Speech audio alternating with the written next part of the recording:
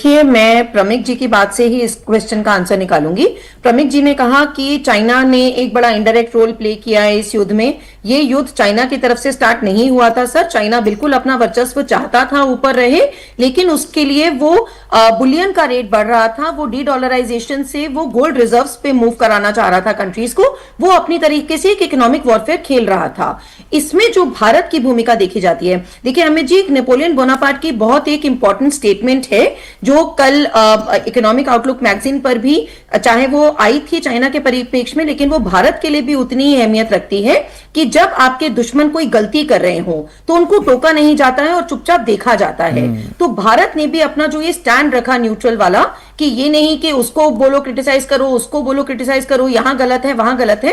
भारत ने अपना स्टैंड बहुत क्लियर रखा है कि हमारा स्टैंड केवल 140 करोड़ जनता के लिए सबसे ऊपर रहेगा। हमने अपने जो तेल के रिजर्व्स जमा कर लिए थे, उससे आप देखिए कि पूरे वर्ल्ड में ऑलमोस्ट 85 टू 90 कंट्रीज में तेल के दाम बढ़ गए, इंक्लूडिंग यूएसए, इंक्लूडिंग सऊदी। लेकिन हमने अपने आप को एक वो कुशन देके रखा।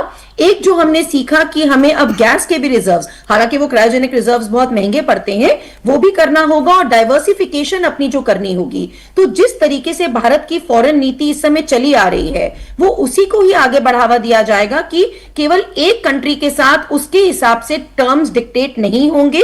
मैं बिल्कुल संदीप जी की बात से एग्री करती हूं। आई डिड नॉट मीन कि इस सीज फायर में डॉलर और युआन की बात होगी, लेकिन ये एक नेचुरल आउटकम होगा इस पूरे सीज फायर के बाद का, कि अमेरिका की टर्म्स एंड डिक्टेशंस अब वर्ल्ड नहीं लेगा।